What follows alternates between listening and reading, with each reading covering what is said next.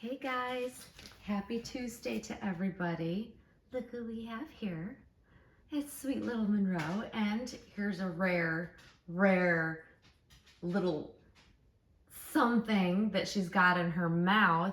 I never use pacifiers. I think I've put a pacifier in her mouth maybe twice prior to this, but I'd never put this one in her mouth, so I thought, well, I'm going to make this video. I'm going to put a pacifier in her mouth and do something different. I did put lubricant on it so that it went in really easily. And then when I take it out, I will go ahead and clean out her mouth with a Q-tip just to make sure that there's no residue, because it gets kind of, it solidifies, if you will.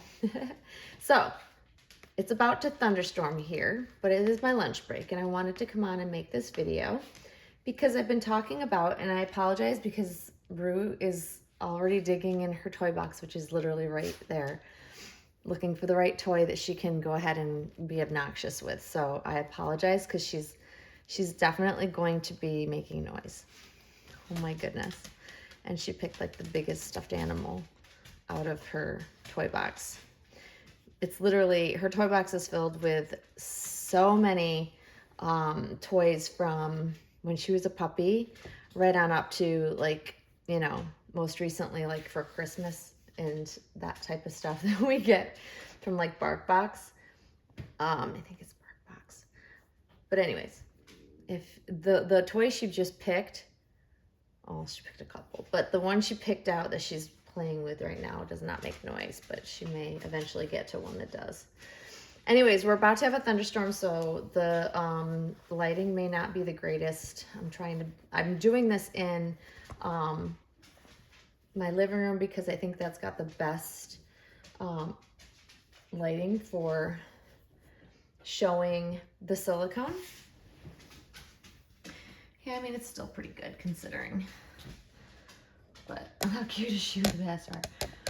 People ask all the time, why don't you use pacifiers? I generally just, my thoughts on pacifiers with Monroe especially, or with any high-end silicone dolls, I worry about damage, even though yes, you use lubricant, but a constant pulling down on her chin, you can also wear away the matting and then eventually get down to the paint. You're gonna hear rumbling in the background, so I apologize for that as well. Oh my gosh, my timing is impeccable. But ultimately, I don't want to have to open and close her mouth over and over again. I just don't want to take the risk that something will happen to it, even though, yes, Claire's silicone is super durable. It is, and it should withstand. And I know that a lot of other Claire Taylor collectors do put pacifiers and bottles in their dolls' mouths on a regular basis and never have a problem. It's just my preference, guys, but she does look so cute with a pacifier in her mouth. She really does. Like this baby is just the sweetest. She's got the worried look going on. She's concerned. I love the expression of this baby. But the reason why I wanted to make this video is kind of a continuation of my last video. Talking about how to find those high-end dolls, how to get your hands on them, all that. But this is just going a little bit further into talking about Claire's Premium Blend Silicone, because there's so much confusion around it. People have messaged me since my last video a couple days ago because they still are confused about Claire's Premium Blend Silicone versus her other blend silicone. So Claire has told me directly that she does not use EcoFlex. She does not refer to her silicone as EcoFlex because it is not EcoFlex. For what reasons, I don't know, because I don't know the formulation behind it. So I'm just sharing the information that she shared directly with me. So it is a blend of silicone. So Claire's Premium Blend Silicone that she uses in her full body silicone edition dolls, her limited edition dolls, I should say, because they're very limited, is very different from her other kit silicone, and I'm just going to call it the more economy blend of silicone that she uses. The more affordable edition dolls like the Gabby Gale and the Rain, It's a different blend than what Monroe was made with. Now, I'm going to also preface this by saying even dolls made within the same edition, their softness and the feel to the silicone can vary slightly, even within the same edition, because they are hand mixed and poured one at a time. It's not a mass produced thing.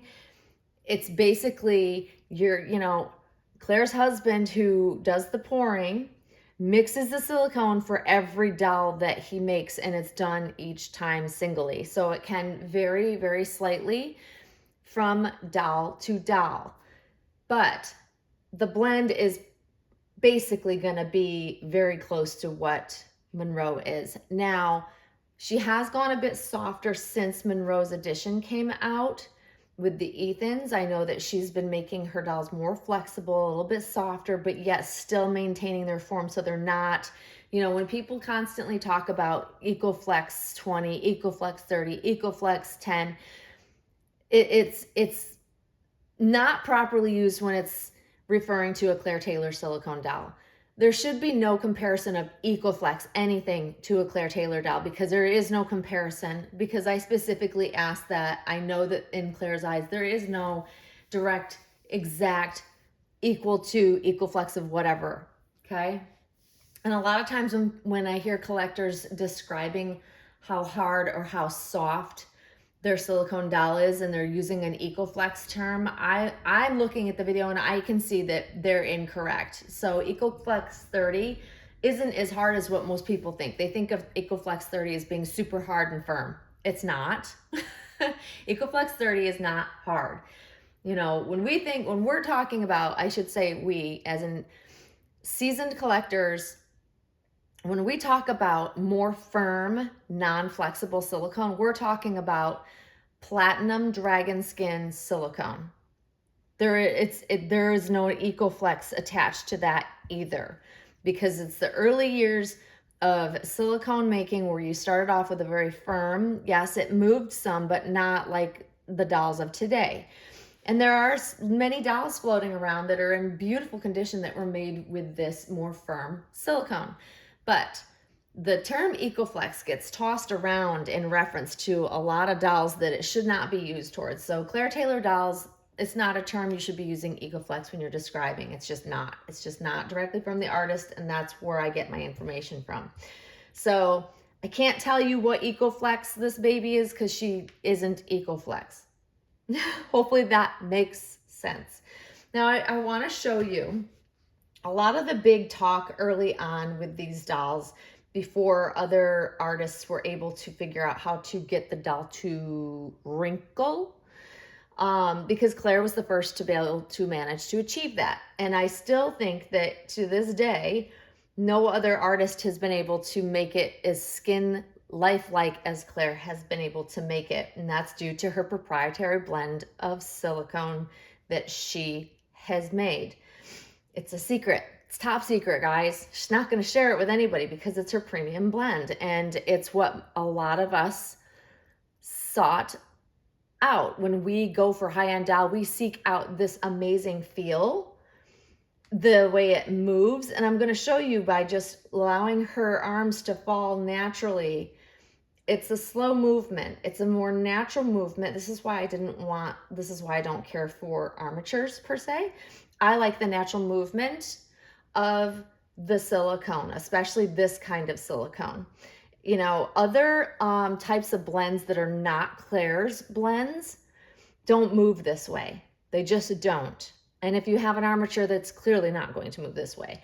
But if you have a free moving silicone doll that has no armatures, you should see a movement that is more slight. It's not going to bounce back like a rubber band per se.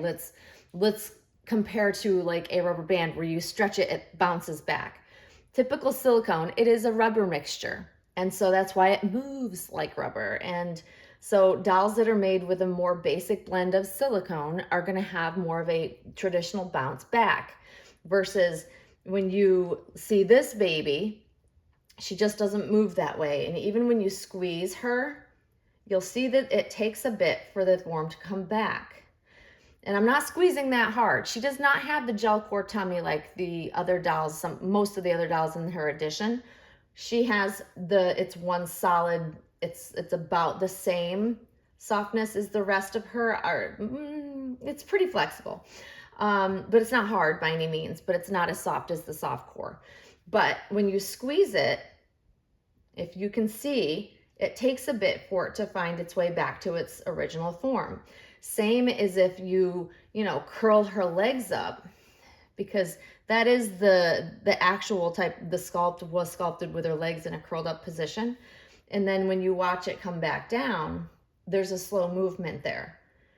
And it's supposed to be that way. That is what Claire's intention is when she's made this blend. Now, the interesting thing about Monroe that is different from the other edition babies in her edition and the Dwayne edition is that these legs will stay up in an upright position the way they were sculpted, more so than any of the others that have a gel core tummy. I think the reason is one of the other Dwayne mommies who has a sleep number 1 blonde baby. I believe his name is Elliot. She explained it very well. When she got her baby, she noticed that the gel core tummy had bled down into the top of his legs, mainly this leg. So it's softer at the top of the legs. So therefore it flexes and can relax more. So a lot of the dolls that have the gel core tummy, their legs are more in a relaxed position versus the upright sculpted position, because this is the sculpted position. So because she doesn't have the gel core tummy, these legs will stay up in a more fixed position. If I took her diaper off, this leg will lay across just like this. And this one would come up. And this is typically how she would be if she's diaperless, although I tend not to share her without a diaper because I don't want to be flagged from YouTube. It still happens to some of us out there. But generally speaking, like, you see that slow movement back, like, it's a beautiful thing. It's something that if I don't have a Claire Taylor doll during periods of time during my years of collecting, I craved it, because the other dolls that may have been beautiful high-end dolls didn't feel the same way. And I explained it as there's a density, and there's a heaviness, a weightiness, a density to this type of silicone that other silicone dolls just don't have. And I can't explain how it is because, like I said, proprietary blend, it's top secret, but I love it. I crave it. And other dolls that don't have that just don't do it for me, I guess you could say. But this particular baby, I love how she moves.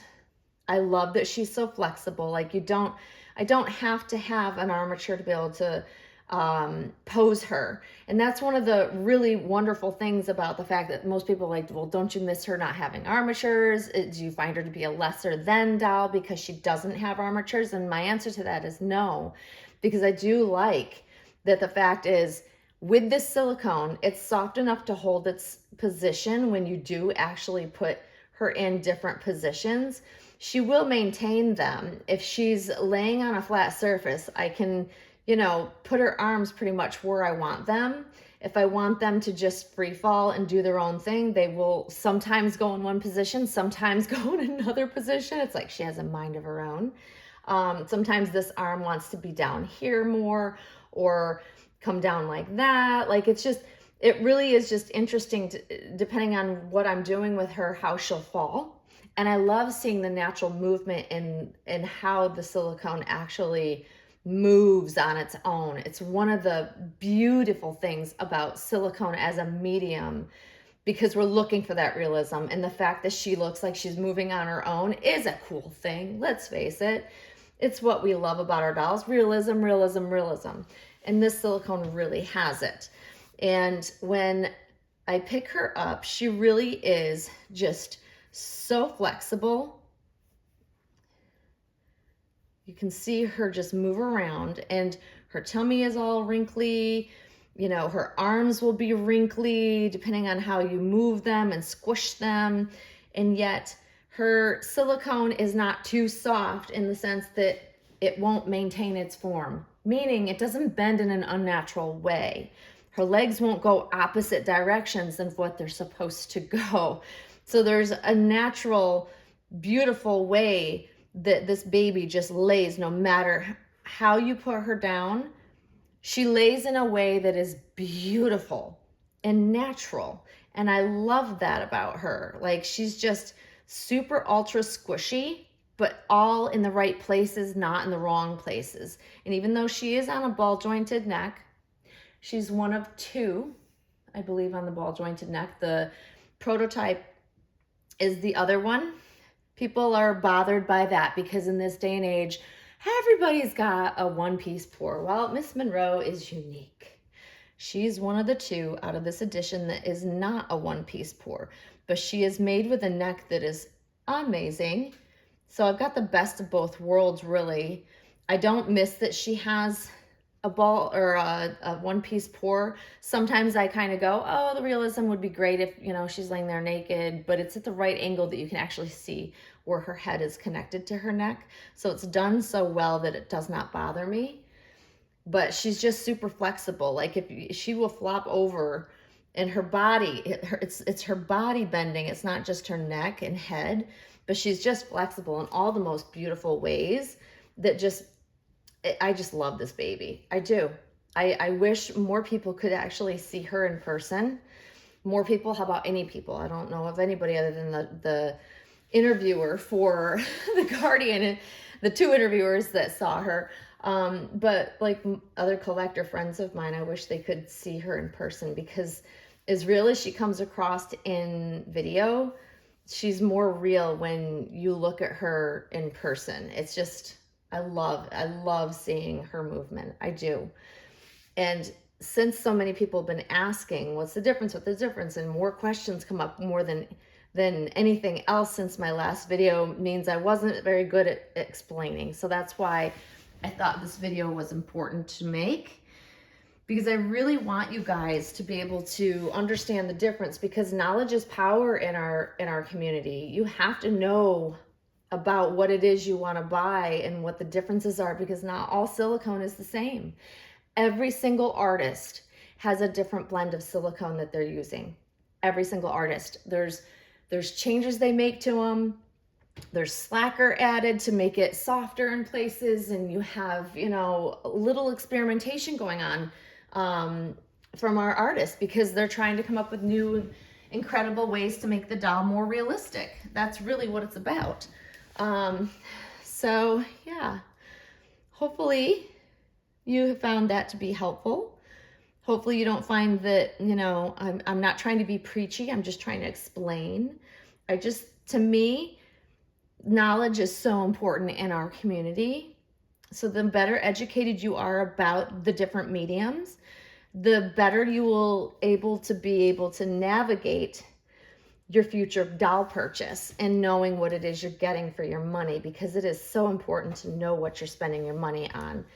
Some things are worth it, I think, and then other things aren't necessarily worth it price-wise. And that's how I really feel about, especially like silicone with features and things like that. But you know, need to know what the different artists are putting out, because without knowing the difference, you might be spending money on something you're not getting.